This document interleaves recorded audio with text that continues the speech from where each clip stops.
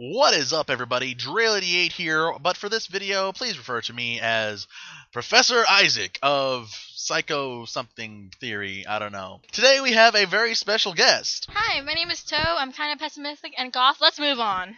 Today we are talking about psychology. In particular, we are talking about psychodynamics. And to talk about psychodynamics, we need to talk about Freud. And we are going to go this whole video without using a Freudian slip. Except this one. Yeah, this one doesn't count. Despite popular misconception, Freud was not a psychologist, he was a neurologist. And this is Freud. No, not that one. Nope, still wrong. Nope. Yeah, wait, that one. Okay, the psychodynamic model is the most well-known and abused psychological model. Psychotheorists believe that a person's behavior, be it normal, abnormal, or lack of thereof, is determined by the inner psychological forces. And most of the time, they believe it's not even, conscious. For them, these forces interact with each other, hence they are dynamic, hence the word psychodynamic. When you act abnormally, you know those days when you make people think you're a little crazier, you're a little more scary, those PMS days, it's those forces conflicting with each other. A lot of theories rest on the assumption that they are deterministic, which means that no symptom or behavior is accidental. That's why a Freudian slip exists. Wow, I really hate that phrase. The psychodynamic model was originally created by Freud, who was not a psychologist, just pointing that out again. Freud developed this model to explain abnormal behavior and for the treatment of such behaviors.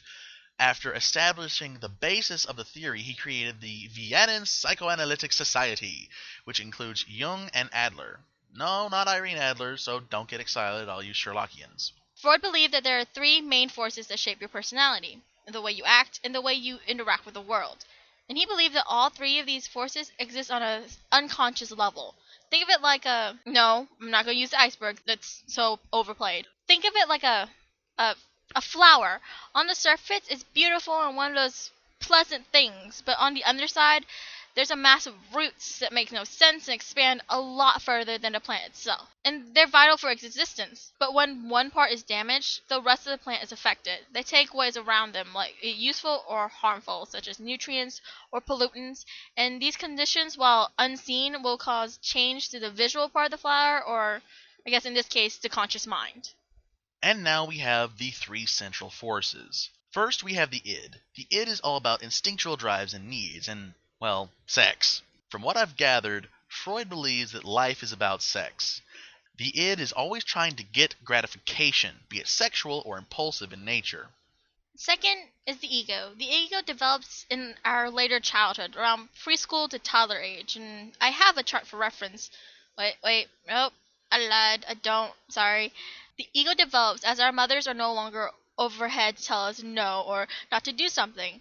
And like the id, it tries to seek gratification, but the difference is that it's more realistic, I guess, using our experiences to determine which urges are acceptable and which urges are not. And it creates kind of like a guideline to determine what we should pursue and what we should suppress. It creates these ego mechanisms which controls and represses the id urges that are unacceptable, things that a person should consider, immoral. And last but not least, we have the third, which is the superego, which grows and develops from the ego, and while mostly unconscious, it is the most conscious of the three stages. It is in a way our sense of right and wrong. No, not that conscious. You're terrible. You're awful. That is the basis of the psychodynamic model. I could go on, but unfortunately we don't have time for you to go get a bachelor's. Please join me next time when we talk about psychosexual urges and how wrong it is for you to even think about her that way. What would your mother say? Shame on you! No!